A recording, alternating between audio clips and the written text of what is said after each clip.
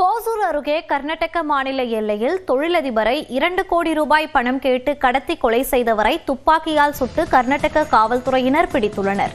இது குறித்த விவரங்களை நமது செய்தியாளர் செல்வா வழங்க கேட்கலாம். செல்வா, விவரங்கள். மோனிஷா, ஒசூர் அருகே கர்நாடக மாநிலம் எல்லையான பொம்மசந்திரா பகுதியில் வசித்து வருபவர் ரவி பிரசாத். இவர் அப்பகுதியில் சீட்டு நடத்தி வந்துள்ளார். தொழிலில் பலத்த நஷ்டம் ஏற்பட்டுள்ளதாக தெரிகிறது. அதனால் பணம் அதிகமாக தேவைப்படும் நிலையில பணம் படைத்தவர்களை மிரட்டி பணம் சம்பாதித்து வந்துள்ளார். அதன்படி கடந்த 4ஆம் தேதி அன்று கிருஷ்ண அள்ளி என்ற பகுதிக்கு சென்ற ரவி பிரசாத் அவருக்கு நன்கு தெரிந்த மாதேஷ் என்பவரிடம் பணம் கேட்டுள்ளார். அவர் பணம் கொடுக்க மறுத்ததால் அவரை கொலை செய்ததாக தெரிகிறது.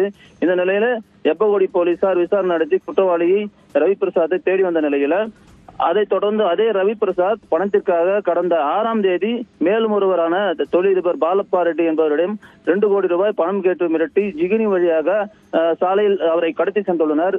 வேறொரு செல்போன் மூலம் குடும்பத்தாரிடம் 2 கோடி கேட்ட நிலையில் அவர்கள் கொடுக்காததால் அவரை வெட்டி கொலை செய்து தமிழக எல்லையான ஓசூர் அருகே உள்ள சாணம வனப்பகுதியில் உடலை வீசி சென்றுள்ளனர்.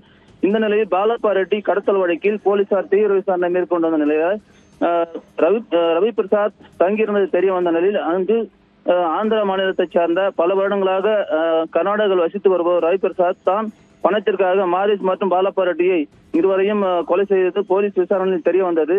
அவரை நேற்று இரவு அப்பகுதியில் சுற்றி வளைத்து கைது செய்ய சென்ற போது தாக்குதல் நடத்தியுள்ளார். இதன் காரணமாக தலைமை காவலர் அசோக் என்பவர் காயமடைந்தார்.